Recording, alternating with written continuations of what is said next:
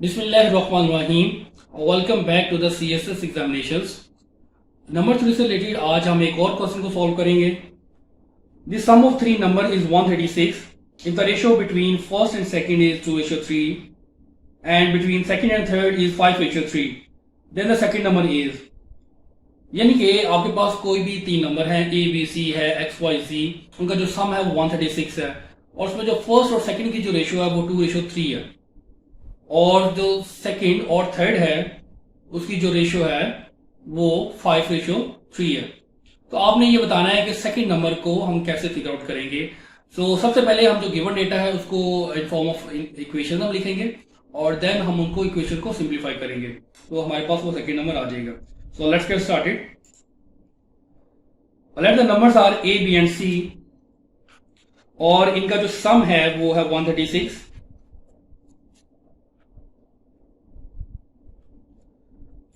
तो इस इक्वेशन को मैं एक नेम दे रहा हूं। Let's suppose this equation is A, equation A, और जो फर्स्ट और सेकंड का जो सम है वो जो फर्स्ट और सेकंड की जो रेशियो है वो है 2:3। सो हम लिख सकते हैं A/B equal to 2:3।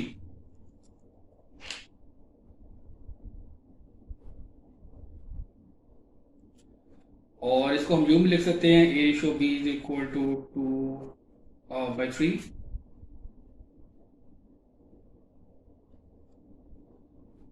and after cross multiplication we can write this 3a is equal to 2b, which further can be written as 3a minus 2b equals to 0। तो इस इक्वेशन को भी मैं कोई नेम दे देता हूं।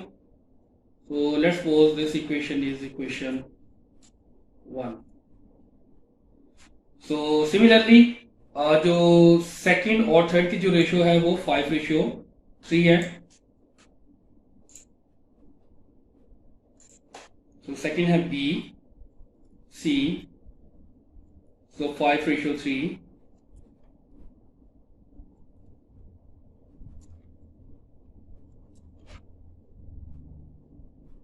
सो इसको हम लिख सकते हैं 3b equals to 5c।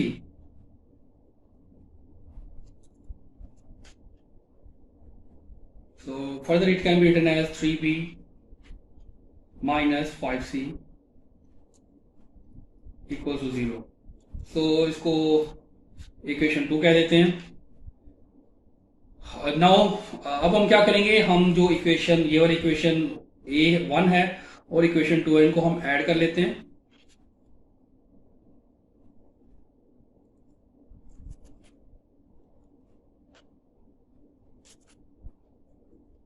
adding 1 and 2।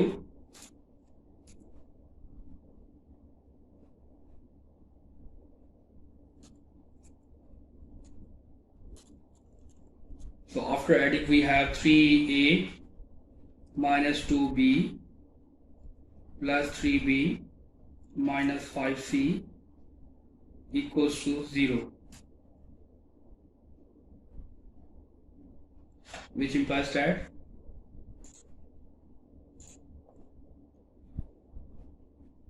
so 3a plus b minus 5c is equals to 0। so इस इक्वेशन को मैं कह देता हूं ये इक्वेशन बी है,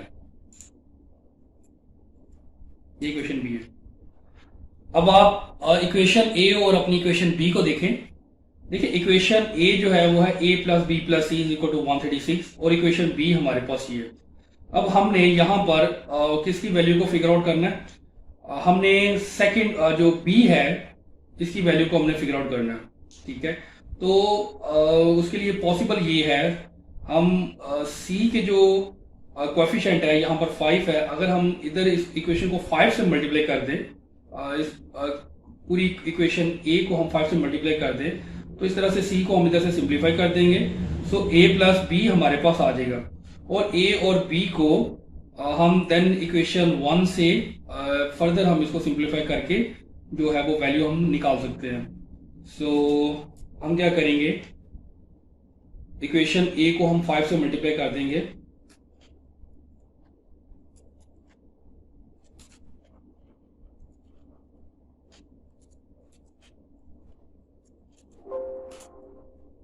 with 5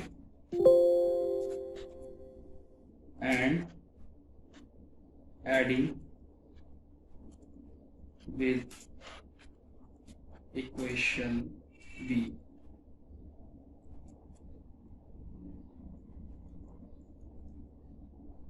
So we have 5a plus 5b plus 5c plus 3a plus b minus 5c equals to 680.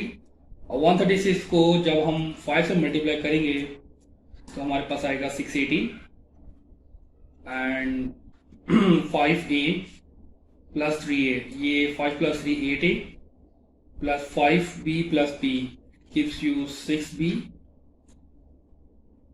5c से 5c cut हो जाएगा, so we have 680. So we have 8a plus 6b is equal to 680. ठीक है, ये हमारे पास एक equation है. अब ये देखें a और b इसमें आ रहा है और इक्वेशन जो 1 है हमारी इसमें भी a और b है. तो हम क्या करेंगे इसमें, इसको हम फर्दर सिंप्लीफाई कर लेते हैं और आफ्टर सिंप्लीफिकेशन ये देखिए हमारे पास यहाँ पर 6b है. यहाँ ऐसे कर सकते हैं, हम यहाँ पर 6b बना सकते हैं. और सेकेंड ऑप्शन हमारे पास ये है कि हम a के कोएफिशिएंट को यहाँ पर सेम कर लेते हैं. यहाँ पे 3a है और यहाँ पर 8a है, तो हम a के कोएफिशिएंट को सेम करके और फिर हम यहाँ से b की वैल्यू को निकाल सकते हैं.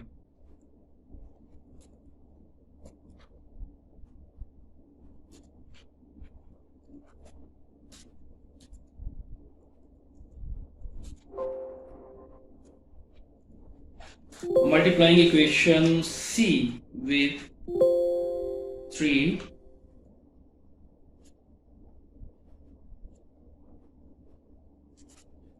and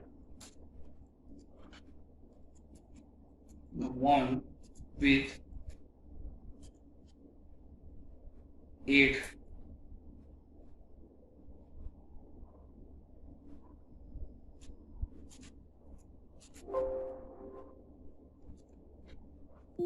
And after subtracting, we have so 8 3s are 24, so 24a minus 8 2s are 16, 16b, and 8 3s are 24 minus 24a. Subtraction की वजह से साइन चेंज हो जाएंगे, and then minus 6 3s are 18, 18b equals 680 multiply 3. तो 680 को 3 से multiply करेंगे, so 2040, we can write 2040. तो 24a से सिंप्लीफाई उसको कट हो जाएगा, तो we have minus 16 and minus 18, तो minus 34b equals, यहाँ पर इसके साथ माइनस आएगा because we have 0 minus this and minus 2040. तो यहाँ से हम b की वैल्यू निकाल सकते हैं. 2040 divided b or divided 34, we have 60. So b is equal to 60, which is our required answer. तो देखिए किस तरह से हमने सबसे पहले जो गिवन डेटा था उसको हमने इक्वेशन के फॉर्म में लिखा और देन हमने जस्ट इक्वेशन को सिंप्लीफाई किया. तो इस तरह से इजीली हमने आंसर फिगर आउट कर लिया. The required second number is 60. तो thank you for watching, see you in the next video. अल्लाह हाफिज.